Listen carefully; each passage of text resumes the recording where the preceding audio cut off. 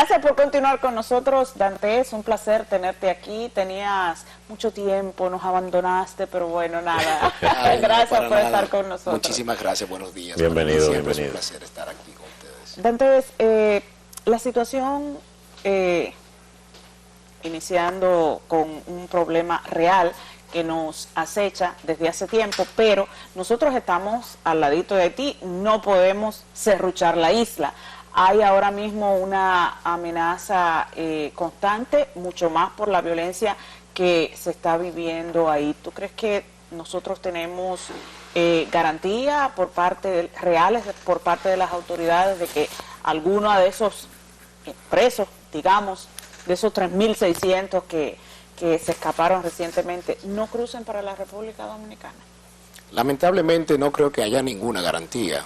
Yo creo que esta gestión ha dado muestras de que no tiene una política fronteriza efectiva, no tiene una política migratoria efectiva. Entonces, no hay forma, vamos a decir, de impedir que alguien de esos 3.600 o cualquier otro ciudadano extranjero pueda penetrar, no solo por los puntos formales que hay en la frontera, sino por todas las otras zonas donde usualmente también pues pasan gente. Es muy lamentable que frente a un hecho como este, la gestión actual no haya actuado de una manera más fuerte y como hizo hace 2 meses y medio, que mandó un contingente militar con helicópteros y todo un aparataje por lo del canal, que no significaba el riesgo que significa, ¿no?, la fuga de más de 3.800 criminales de una cárcel de Puerto Príncipe.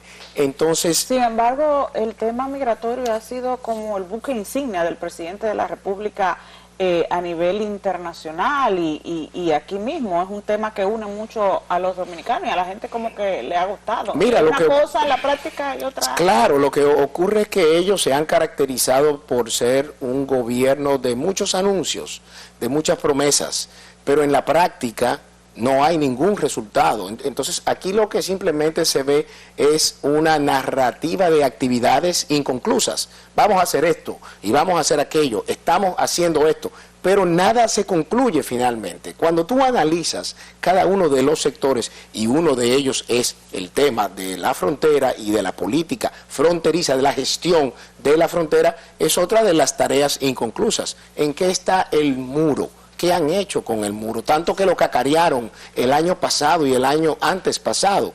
Pero vuelvo y digo, con el río, ¿no?, con el tema de aquel río que se iba a desviar por la construcción del canal, mandaron no sé cuántas brigadas de militares y lo filmaron como una película y enviaron tanques. Enviaron helicópteros. Y ahora se fugan 3.600 presos de la principal cárcel de Haití, y tú lo que me dices es que la frontera está bien. O sea, a mí me parece realmente que eso deja como muestra que esta gestión del gobierno no tiene el control de absolutamente nada.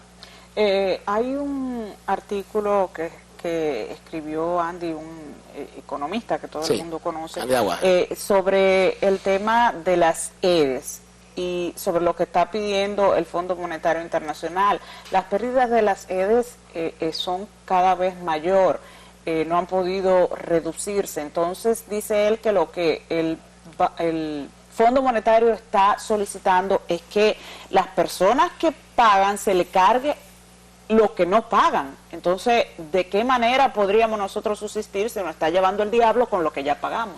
Lamentablemente, en el discurso del presidente el pasado día 27 de febrero, cuando tocó el tema de ese sector, dijo de una manera muy eufemística que el sector tiene grandes retos, por no reconocer que tiene grandes pérdidas. O sea, para nadie es un secreto que en estos 3 años y 7 meses las pérdidas del sector eléctrico han aumentado en más de un 32%. Todas las distribuidoras, las tres, de este, de norte y de sur, han estado aumentando cada vez más las pérdidas, y el nivel de gasto ha subido también. Entonces, lo que yo me pregunto, hay un pacto que se firmó en el diálogo nacional que cuando el PRM no era gobierno, no quiso firmar. Todos los otros actores lo firmamos. Era el pacto eléctrico para buscarle la solución ya definitiva a esta situación. Entonces ellos llegan a ser gobierno. 10 puntos en esa ocasión, ellos enviaron 10 puntos, que si esos 10 puntos no se... Claro, no los satanizaron, pero ¿qué hicieron? Tan pronto como fueron gobierno, firman el pacto, pero no aplican absolutamente nada. Entonces, tú ves, por otro lado, que el actual presidente reconoce que si no fuera por Punta Catalina, la producción de energía aquí no fuera lo suficiente para la demanda nacional. Y reconoce, por otro lado, que ha dado muchos beneficios, más de 237 millones de dólares. Gobierno, porque antes Punta Catalina era lo peor. Por eso digo, anteriormente era el cuerpo del delito, hoy es la joya de la corona. Así es. Entonces, ese es otro tema que afecta la calidad de vida del pueblo dominicano, porque han vuelto los apagones, han vuelto la necesidad de comprar plantas eléctricas, inversores, y eso significa que el pueblo dominicano entonces tiene que gastar en lo que antes ya no gastaba, porque era un problema resuelto. Entonces, lamentablemente, lo que hoy dice Andy en ese artículo es real. Las recetas del Fondo Monetario Internacional siempre van a ser duras, porque ellos lo que buscan es, en el menor tiempo posible, equilibrar las balanzas públicas, las finanzas públicas, sin tomar en cuenta el contenido social, porque son economistas que te arman esto en cuarto frío y que no toman en cuenta esa variable que uno sí la debe tomar en cuenta, que es el sufrimiento, claro, el sufrimiento de la gente, la capacidad real de pago que pueda tener alguien. O sea que yo creo que la próxima reforma fiscal, que es indudablemente impostergable, inminente, va a ser muy dura y va a golpear aún más la calidad de vida del pueblo. O sea que realmente si los que votan no toman con la conciencia de que en sus manos está el futuro de este país por los próximos 20 años, pues lamentablemente fácilmente pueden cometer el error de reelegir a un gobierno que lo que ha hecho es crear hambre, miseria, más inseguridad, apagones y deterioro de todos los servicios públicos. A pesar de todo lo que tú estás diciendo, el pueblo le dio ganancia de causa y en su mayoría, por no decirlo en casi todo el país, ganaron las elecciones municipales. Sí, bueno, pero cuando tú te vas a ver realmente los números, la abstención fue muy alta, la abstención general fue un 53.3, pero cuando vas a los municipios, en Santiago la abstención fue de un 68%, en el Distrito Nacional fue de un 62%, en Santo Domingo Este fue de un 60 y tanto. Lo cierto es que esto es un mensaje para la clase política en sentido general. No estamos siendo capaces de crear ilusión en la gente. O sea, hay que ver por qué razón se está quedando la gente sin votar. Por ejemplo, el caso para mí más emblemático, más difícil de entender, Santiago, donde el presidente de la República ha invertido miles de millones de pesos para un teleférico, para un monorriel que se está construyendo. La vicepresidenta de la República es de esa provincia, de ese municipio. Han hecho unas cuantas obras de estética en las autopistas, en la entrada, etcétera. El alcalde más efectivo era de Santiago, y digo era porque ya él sale de esa función. ¿Qué pasó? Que 6 de cada 10 santiagueros no salieron a votar.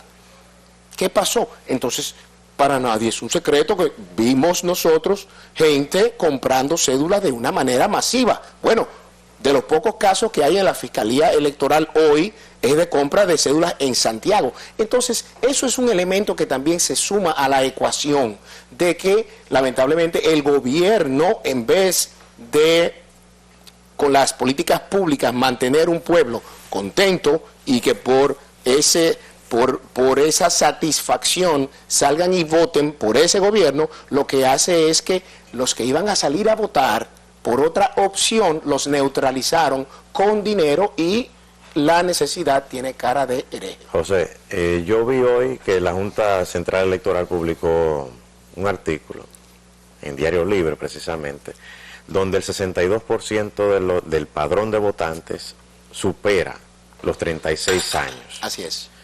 ¿Qué quiere decir esto? Que se entiende por el número y la edad que es un voto más consciente. Es lo que se debe entender de entrada por el número. ¿Tú crees que va a haber un voto de castigo al sistema político, la crisis política que existe, o que simplemente la abstención va a aumentar por la falta de elegir un candidato que valga la pena, o que voy a elegir el menos malo porque los que están no me gustan? Sí, yo creo que se puede dar la combinación de ambos factores. Para nadie es un secreto que el voto más seguro es el voto de la clase de más edad, de 36 en lo adelante. Se habla mucho del voto joven y de la importancia de ese voto joven. Ahora, el tema está en cómo tú motivas al joven para que vaya y que vote. Tú tienes que realmente conquistarlo. ¿Y cómo? A través de propuestas, pero de propuestas que a ese joven o a esa joven le hagan sentido. ¿Por qué? Porque justamente parte de la falta de credibilidad que ha ido creciendo con los políticos es que prometen cosas que no pueden cumplir. Y otras cosas que cuando llegan sí las pueden cumplir, pero no lo hacen. Entonces yo creo que los partidos políticos y los candidatos para este próximo proceso tenemos que tratar de presentar propuestas, pero que sean reales, que sean, que no sean la tomadura de pelo que pero casi le siempre andan pasa. Corriendo a los debates. Le andan corriendo a los debates. En el caso de nuestros candidatos, no. En las elecciones pasadas, los candidatos nuestros a la alcaldía, tanto en el Distrito Nacional como en Santo Domingo Este, como en Santiago, estábamos listos para ir a un debate. Los que no quisieron ir fueron los otros. Y hoy precisamente hay un debate senatorial que está haciendo el Consejo de Desarrollo Económico de Santo Domingo. Y nuestro candidato senatorial estará ahí presente. O sea que lo que yo creo es que ante ese electorado desconfiado, con mucha razón, hay que reinventarse. Y no hay que hacer mucho, hay que simplemente ser sincero.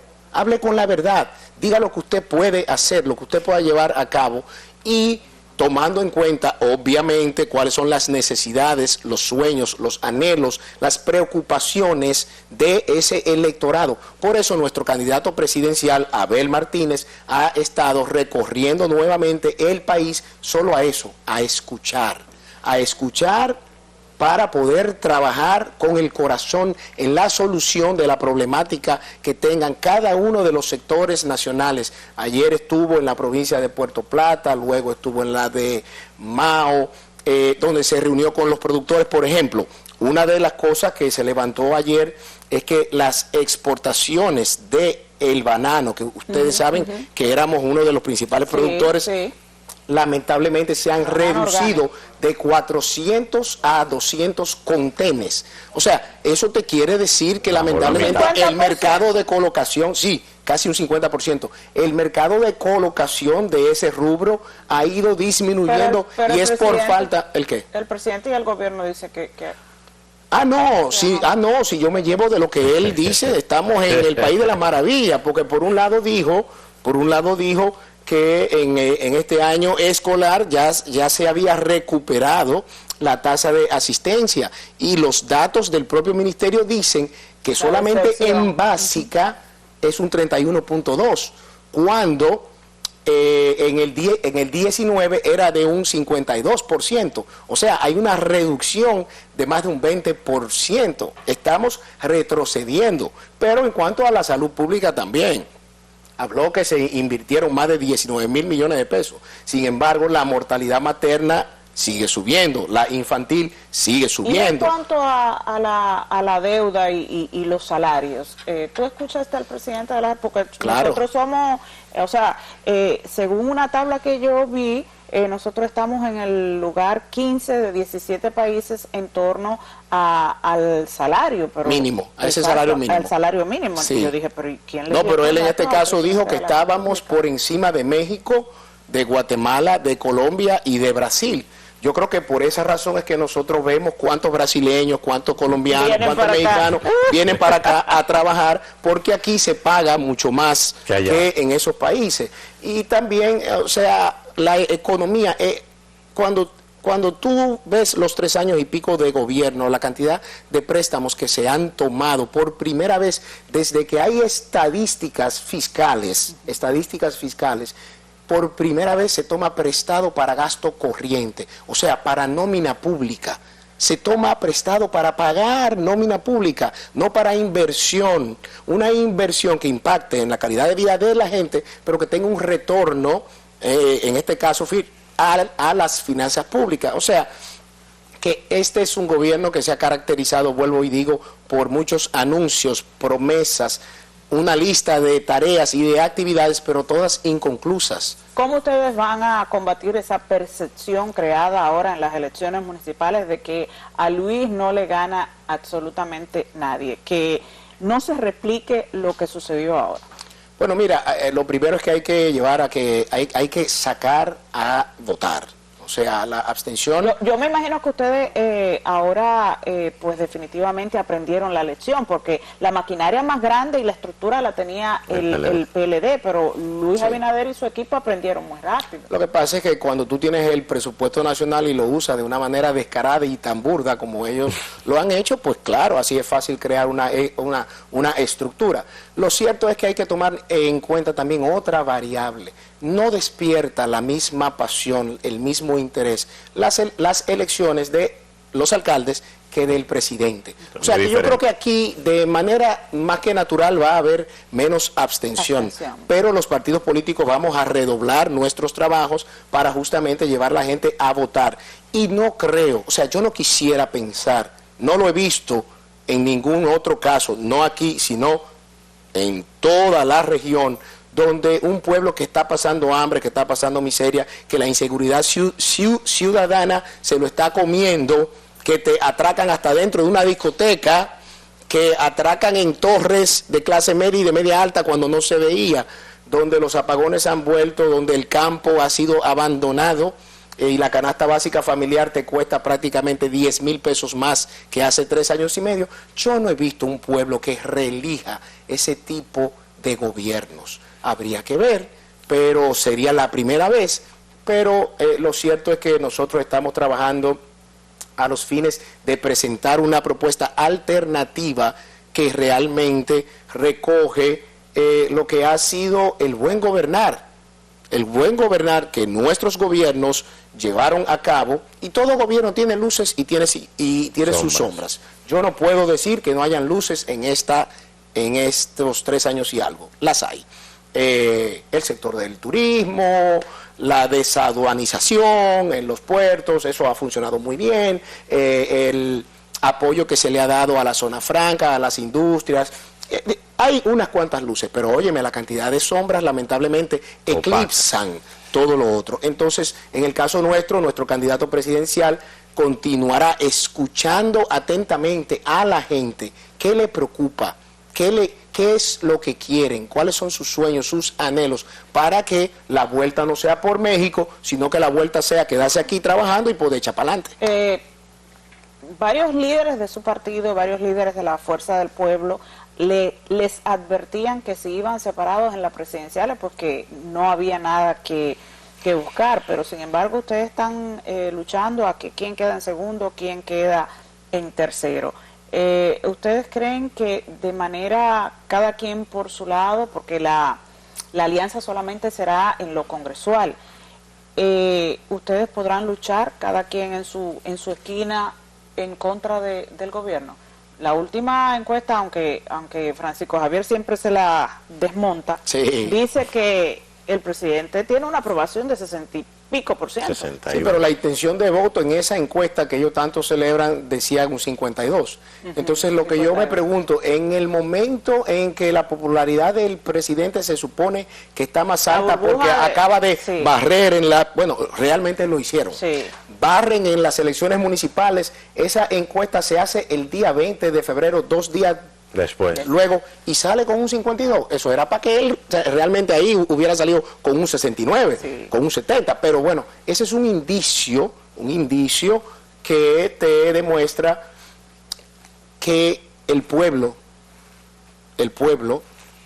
no necesariamente va a votar por la gestión actual. No necesariamente. Y el hecho de que la oposición a nivel presidencial vaya separado es estratégico, porque yo no he visto nunca, yo no sé si surge un matemático nuevo que me explique que 100 dividido entre 3 sí da 50. Entonces, a mí me parece que la estrategia está bien, está correcta, porque así además cada estructura se faja a buscar votos para su candidato y para su partido. Si tú lo polarizas entre dos opciones, A y B, entonces había quizás un riesgo mayor de que no se lograra, vamos a decir, detener una victoria en una primera vuelta de un presidente que ha dado muestras de que no tiene límites para el uso de los recursos públicos en la campaña. ¿Ustedes están satisfechos con el trabajo de la Junta Central Electoral en sentido general? Mira, con respecto a lo que pasó en las elecciones del domingo 18, no, porque entendemos que la Junta pudo ser un poco más proactiva. La Junta tiene, para el día de las elecciones, son los que tienen bajo su control las fuerzas del orden público. La policía electoral no debió realmente permitir todas esas manifestaciones de campaña que se dieron en torno a los recintos electorales, en los colegios electorales, donde hasta hubo carpas montadas, como si fuera un comando de campaña. Entonces había un comando de campaña del PRM y me podrán decir, bueno, pero eso siempre había pasado, etcétera. Ciertamente en todos los procesos vemos cosas, malas prácticas, pero al nivel que se llegó en estas elecciones que eran de alcaldes, eso te da una muestra, un botón de muestra de lo que son capaces de hacer estas personas para tratar de quedarse. Entonces yo creo que la Junta Central quizás jugó un papel un poco tímido en ese sentido, no actuó con la contundencia que era necesaria para que no ocurran este tipo de delitos electorales. Muchísimas gracias, mi querido Dantes. Vuelva por aquí más a menudo. Muchísimas gracias cuando ustedes quieran. Claro que sí, con muchísimo gusto. Señores, gracias por estar con nosotros. Feliz resto del día. Mañana nos vemos.